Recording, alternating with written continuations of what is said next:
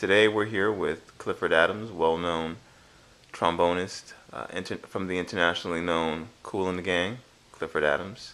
Thank you so much for participating in Anwar's Reflections interview series. My pleasure. The first question I have for you is, what got you into music? What inspired you to get into music? Well, music kind of found me. As far as playing the trombone, as far as music goes, my mother, she had a wide range, a very eclectic collection of music in the house. We went from Tchaikovsky to Art Blakey to the Temptations. So, we covered a wide range of music in the house. And I'd put the Temptations on, she'd put Art Blakey on, put jazz on, and we go back and forth. And as time went on, I kind of fell in love with jazz as a result of my mother's interest in it. As far as starting playing the instrument, uh, when I was in ninth grade, they asked would anybody volunteer to play the trombone because they had no people in the school to play in the band because a lot of the guys had graduated. And a guy named Dennis Couch and myself volunteered, and that's how I, kind of got into the band and started playing. And like I said, I did things kind of in a reverse, where usually you learn how to play the instrument, then you join the band. I had to learn songs and learn how to play the instrument at the same time, simultaneously. And it worked out for me. Yeah. Because I guess in 3 years later, I was on the road with Patti LaBelle, which was amazing. That brings me to my next question. What artist influenced you or really motivated you to play and do what you do? Well, originally, the first trombonist that I kind of heard on record was Fred Wesley, who played with James Brown, you know. Because I just thought that was something, a trombonist, getting a solo spot. And then I went on to listen to the Jazz Crusaders, Wayne Henderson. And next thing I heard J.J. Johnson, who was the master of bebop, in the jazz realm.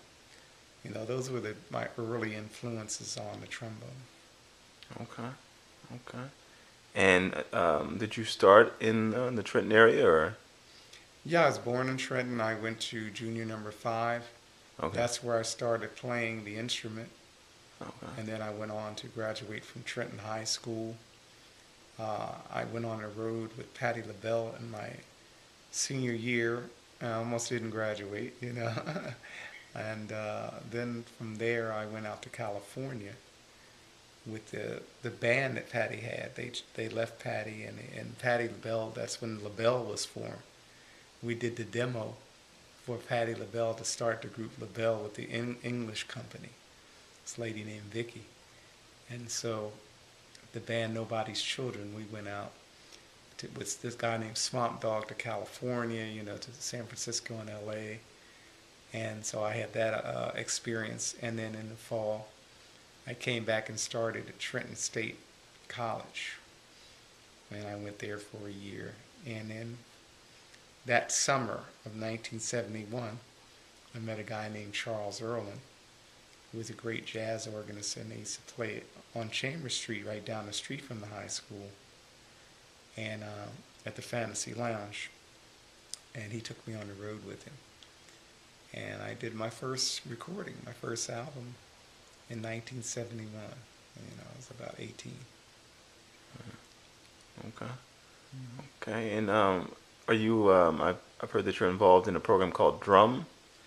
Yeah, it's an organization.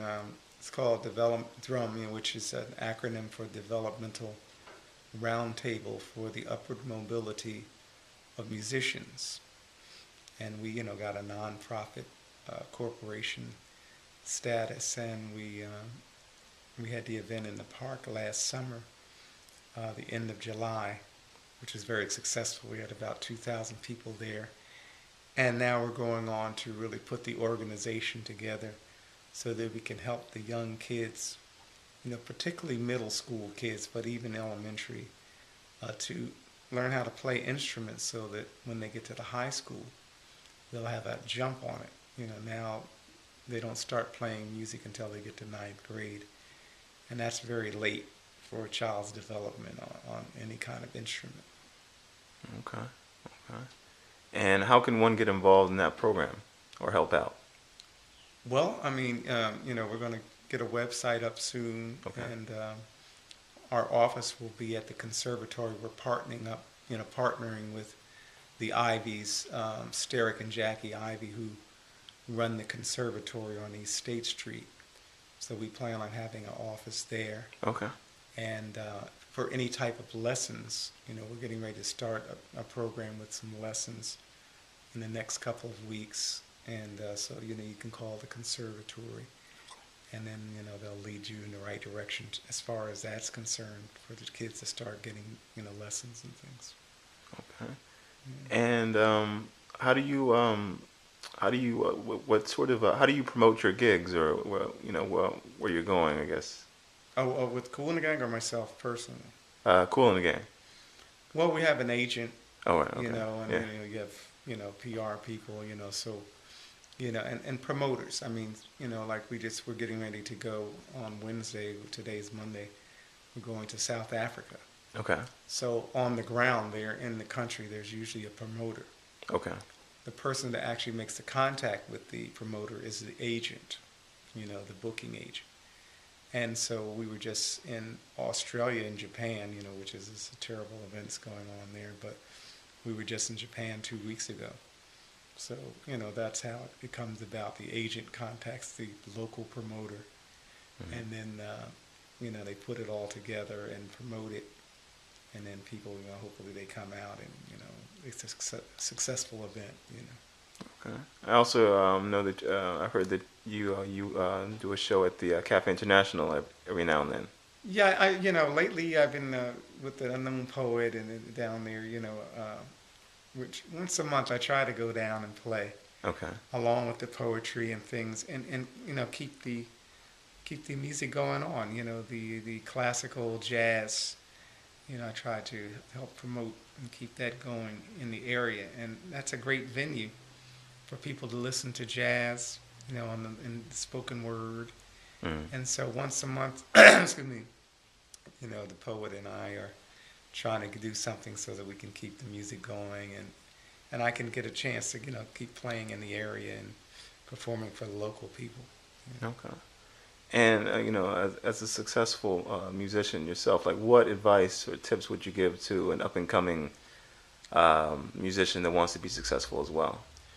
Well, listening is a key. You got to listen to as much music as you can, to all the great artists that preceded you, and you need to practice. You got to put time in. Just like any other thing, if you want to be a great athlete, you have to practice. And try to, sit in with other artists and associate with artists that are playing the style of music that you're interested in. Thank you so much for your time.